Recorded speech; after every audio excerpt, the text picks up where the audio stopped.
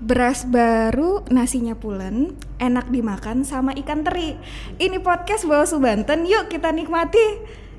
Punten, podcast Bawaslu Banten. Halo Sobat Bawaslu, selamat sore, apa kabar? Hari ini kita kedatangan tamu penting, orang nomor 1 di Bawaslu Republik Indonesia. Jujur gemeteran ya Pak. Ini kesempatan yang sangat langka, kita bisa didatangi oleh beliau. Tidak berlama-lama, kita sapa aja. Assalamualaikum, selamat sore Pak Aban. Waalaikumsalam warahmatullahi wabarakatuh. Ya, saya buka dulu. Iya, kita buka dulu ya. Ya. Biar enak ngomongnya ya Pak. Assalamualaikum warahmatullahi wabarakatuh. Selamat sore Mbak Gigi, sehat-sehat. Sehat, Salam Pak. sehat untuk semuanya ya. Iya. Oke, Sobat Bawaslu, ini suatu kesempatan yang sangat berharga ya, bisa didatengin oleh Bapak Aban ke Bawaslu Banten. Pak, kita mau tanya-tanya boleh ya Pak? Ya, silakan. Santai aja. Santai aja ya Pak. Ya. Nah Pak, kita kan sudah melewati tahun pilkada yang penuh tantangan nih Pak. Pilkada 2020 di tengah pandemi. Mungkin Bapak bisa berikan evaluasi atau catatan terkait dengan pilkada tahun 2020 yang kita bisa kita kategorikan cukup sukses ya Pak, karena tidak ada klaster pilkada gitu ya Pak, COVID. Mungkin Pak Aban bisa menyampaikan. Terima kasih Mbak. Jadi bahwa terkait dengan pelaksanaan pilkada 2020 serentak di 270 daerah dan termasuk di antara daerah beberapa kabupaten kota di Banten, secara umum bisa dikatakan berjalan lancar dan sukses. Saat ini memang ada sebagian yang belum selesai karena masih ada sengketa hasil di Mahkamah Konstitusi. Ada di 32 daerah permohonan itu. 32 yang sengketa hasil ke Mahkamah Konstitusi, tapi yang lainnya sudah selesai dan bahkan sudah ada yang pelantikan. Udah pelantikan ya Pak. Kepala daerah yang terpilih. Bicara soal pilkada 2020, memang ini pilkada yang luar biasa. Karena apa? Dilaksanakan di tengah pandemi COVID yang ini belum pernah kita alami, pemilu maupun pilkada di tengah pandemi COVID.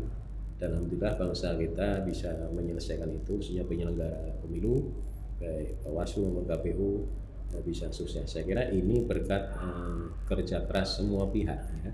Tidak hanya penyelenggara tetapi juga masyarakat, peserta pilkada dan stakeholder lainnya.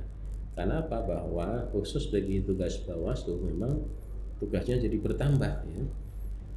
Melakukan pengawasan yang sifatnya tahapan elektoral, tetapi juga kemarin juga ikut mengawasi mau tidak mau soal prokes bagi pelaksanaan tahapan pilkada ini. Bagaimana aturannya, misalnya kampanye yang pertemuan terbatas, tertutup itu dibatasi oleh jumlah. Kita harus memastikan bahwa jumlahnya harus sesuai dengan ketentuan prokes dan juga jaga jarak dan sebagainya. Ya, artinya bahwa memang ini dua hal yang harus dilakukan, pengawasan yang sifat elektoral dan non elektoral. Dan memang pada pemilu di tengah pandemi COVID ini penyelenggara dihadapkan pada dua prinsip yang berbeda. Prinsip pemilu pilkada ini kan prinsip bisa dikatakan sebagai prinsip untuk bisa memobilisasi massa ya. Ketika berkampanye maksudnya mau memobilisasi massa. Hari pemungutan juga massa untuk pemilih untuk datang ke TPS. Sementara di tengah pandemi COVID ini prinsipnya kan harus mengurangi interaksi. Jaga jarak, interaksi. Kalau bisa tidak keluar gitu. Kalau bisa tidak berinteraksi sama satu dengan yang lain. Tetapi ini kan pilkada mau tidak mau harus berinteraksi. Nah disinilah saya kira tugas pengawas pemilu harus bisa mengkombinasikan atau penyelenggara bisa mengkombinasikan antara prinsip tadi yang berbeda, prinsip pandemi dan prinsip pemilu.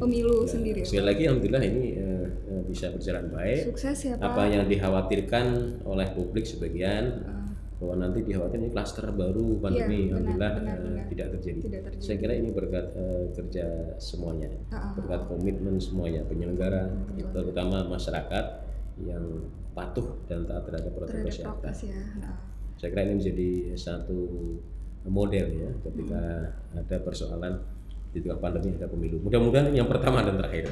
Jadi ini juga termasuk salah satu pengalaman paling pengalaman berharga berkesan dan bagi Bapak bagi sebagai penyelenggara iya. dan masyarakat ya. Sudah dari tahun berapa Pak penyelenggara pemilu dan sekarang ini Ya, sangat saya ini sudah ya jadi pengawas sejak 2009 2009 baru ya Pak ngalami ini. ngalami ini ya, Ya, Pak. mungkin yang sudah lama-lama dulu pernah berpemilu sama baru Iya kali iya ini, iya. ya. Pertama dan terakhir kali kalau bisa Pak. Mudah-mudahan, Iya, ya. nggak ada ini Ya, lagi ya. ya. Kita sehat semua ya Pak ya. Harus sehat, Harus sehat dan semangat. Ya. Nah, Pak, kita kan tadi udah ngobrol tentang Pilkada 2020 tengah pandemi. Ini ada pesan sponsor nih Pak. Katanya 2021 ini Pilkada serentak kan 2024 nih. Sampai sekarang kan 2021 belum ada terkait dengan kapan gitu pelaksanaannya.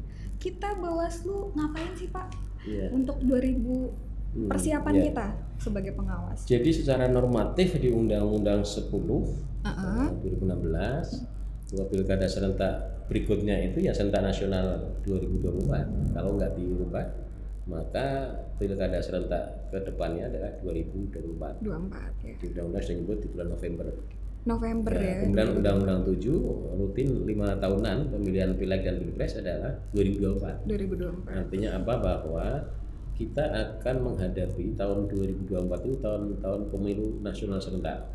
Ya, artinya pemilu legislatif dan pilpres dan juga pemilihan kepala daerah ya. bupati, wali kota maupun gubernur. Saya kira ini pengalaman baru lagi gitu kan. Pengalaman baru lagi ya Pak. Dulu 2019 kita punya pengalaman pemilu serentak 5 surat suara. Iya. Besok ke depan ya jadi 7 surat suara gitu kan. Wow, luar biasa. Nah, apa yang tadi Mbak katakan, nah terus Bawaslu apa ya? Inilah saya kira tahun untuk menyiapkan diri menghadapi pemilu 2024. Ya, kalau tidak ada perubahan artinya bahwa di Undang-Undang 7 bahwa pilpres ini kan bulan April. Kalau bulan April tahapan kalau nggak berubah ya tahapan pilpres kemarin itu 2019 ada 22 bulan. Jadi kalau ditarik dua bulan April maka jatuhnya ya sekitar bulan Juni itu sudah mulai tahapan. Juni 2022 itu sudah mulai tahapan pileg pilpres. Ya artinya apa bahwa Bawaslu jajaran Bawaslu ini memang kurang lebih ya 10 bulan atau itu memang tidak ada kerja tahapan menyiapkan tahapan pemilu nasional 2024. Namun demikian bukan berarti kemudian tidak ada sama sekali yang dilakukan. Ada amal Undang-Undang 7 2017 misalnya soal pemutahiran data pemilih yang berkelanjutan. Ya, kalau itu KPU lakukan itu maka Bawaslu tugasnya untuk bisa mengawasi pemutahiran data pemilih yang berkelanjutan itu. Dan tentu ada beberapa program nasional kita yang menjadi program RPJMN masuk program nasional prioritas nasional soal pengawas partisipatif ya, itu juga terus kita lakukan dilakukan ya Pak. Dan tentu juga bisa melakukan pendidikan politik kepada masyarakat pemilih ya, soal anti money politik, ujaran kebencian, hoax. Artinya bahwa ini sudah jauh hari disiapkan, jauh hari sudah disosialisasikan agar besok pada pelaksanaan tahapan-tahapan pemilu 2024 tidak lagi ada potensi-potensi pelanggaran politik, ujaran kebencian, hoax dan sebagainya. Menekan itu ya Pak. Menekan itu maka harus dari awal ini. Dari sekarang kita. Dari sekarang harus dilakukan kawan-kawan resmi. Jadi bukannya kita bakal nganggur ya, sahabat Bawaslu ya, malah itu adalah persiapan kita untuk 2024. Perhelatannya lebih dari 2019 ya Pak. Kita juga tidak ingin ada hal-hal yang sebelumnya gitu terjadi kan, lebih baik. Ya harus lebih baik ya untuk menjaga demokrasi.